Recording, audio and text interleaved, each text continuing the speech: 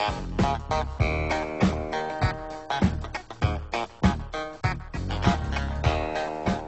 Darkness is a horror-themed first-person shooter based on some comic book I've never heard of. The game is by the delightfully named Starbreeze Studios, whose most notable previous title would be The Chronicles of Riddick Escape from Butcher Bay, in which players piloted a claymation Vin Diesel in his ongoing quest to masturbate himself raw in the faces of audiences worldwide. Anyway, the Darkness demo starts with the hero Jackie in the back of a car being driven by some of his Italian mobster friends who have apparently abandoned the mafia's pretense of respectability in order to drive recklessly through the streets at full speed like a pair of gibbering twats. In no time at all, the police find something objectionable about this behaviour and pursue them, prompting a pitched high-speed exchange of gunfire. Jackie, who looks for all the world like a cross between Kevin Spacey, Benicio del Toro and Morticia Addams, is handed a shotgun to join in the fun, but the device seems to confuse him and he sits loading shells into it so slowly and carefully you'd think he was assembling a ship in a bottle.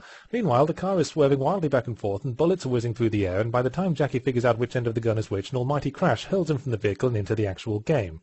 He awakens in a cemetery where we are told through some shitty exposition that his mafia boss uncle has betrayed him and sent some hitmen to make him dead, presumably because he's sick of having to babysit the gormless fuckwit, something I could fully sympathise with through the subsequent gunfight. The clunky PS3 controls combined with Jackie's utter lack of survival instinct meant my top speed was somewhere in the region of slow walking pace while hitmen ran around popping caps in my dopey arse. Fortunately, at more or less this point, the titular Darkness enters the fray and a bunch of giant licorice Twizzlers sprout from Jackie's spine. Our hero is ostensibly possessed by some ancient all-powerful demonic force which looks very scary, but did absolutely bugger all to assist as I ran around the cemetery for half an hour trying to find the way out.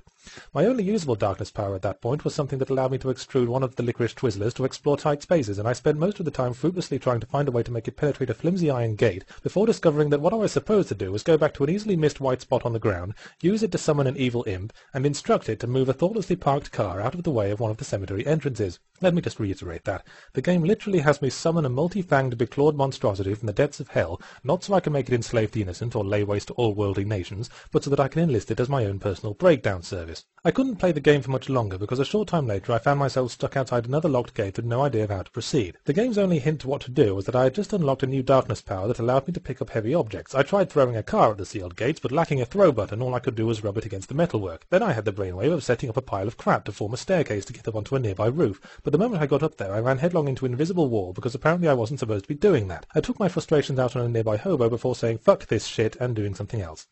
The Darkness has been getting some pretty good reviews all over the place that use phrases like brilliant storytelling and top-notch presentation, which give me cause to hesitate before I use phrases like monstrous pile of shit. Most of my problem is with the horrible controls, and a mouse and keyboard interface would swiftly fix that. And maybe after the rocky beginning, the game is nothing short of fan-dabby-fabulous, but the demo's job was to make me want to buy the full version, and in that regard it's a big dark gothy failure.